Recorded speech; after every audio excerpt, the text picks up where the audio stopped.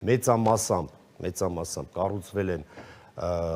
բարեգործական հիմնադրամների կողմից Գյումրիում, այո, Սփյուռքից եկած, ես ես չնդադեցի, ես ոչ մի կապ չեմ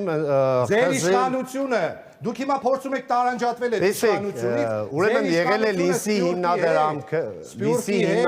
երբ որ այդ մարդիկ հասկացել են, որ շենքերի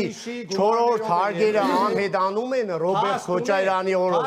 մարդիկ այդ հիմնադրամը փակեցին 150 միլիոն դրամը ուղղեցին Ամերիկայի Միացյալ Նահանգներին, այո, շենքերի կեսը 3 հարկ է, մնացածը 4 հարկ բոլոր գյումրեցիները գիտեն, փաստը Երևանյան խճուղում, փաստը, որ 4 հարգանի են եղել, իհարկե կոռուպցիայի զոհ է դառել։ Արագ խոսելով չի, փաստը Երևանյան խճուղում կառուցված բնակարաններն են։ Այո, ես համաձայն եմ, որ բոլորը իրենց Այո, ես համաձայն եմ, որ 7 տարիների ընթացքում իրավապահ համակարգը կաղել է,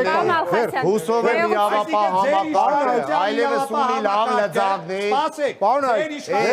իրավապահ համակարգը դուք հենց հիմա ասում եք, որ կաղել է, ձեր բոլորը այստեղ հարգանք ցուցաբերում եք մյուսի նկատմամբ բացի դրա համար 7 տարվա ընթացքում չեք կարողացել վերադարձնել ոչ ձեր իրավապահ համակարգը, ձեր նշանակած իրավապահ համակարգը։ Մի գոռացեք, պարոն Ղազարյան։ Նորմալ չեք ասում դրա համար գոռում եք։ Պարոն Մխիթարյան, ներողություն։ Խոսելու եմ այնքան ինչքան ճիշտ համարեք։ Վերջին անգամ եմ զգուշացնում։ Եթե դուք էլի ընդհատեք բոլորին եւ անհարգալից լինեք, ես ձայնը կկտրեմ պարզապես։ Դուք չեք կարող իմ ձայնը կտրեք։ Դուք չեք կարող իմ ձայնը կտրեք։ Այս երկրում չկա հանրային հեռուստաալիքը, որ կարողանա իմ ձայնը կտրել։ Հարգանք ունեցեք տարական։ Լսել եք հարգանքի մասը։ Ստորագրել եք։ Այո, ուրեմն չես կարող իմ ձայնը կտրել, Պետրոս։ Հարգանքով։ Չես կարող իմ ձայնը կտրել։ Դուքով, հարգանքով։ Չես կարող իմ ձայնը կտրել։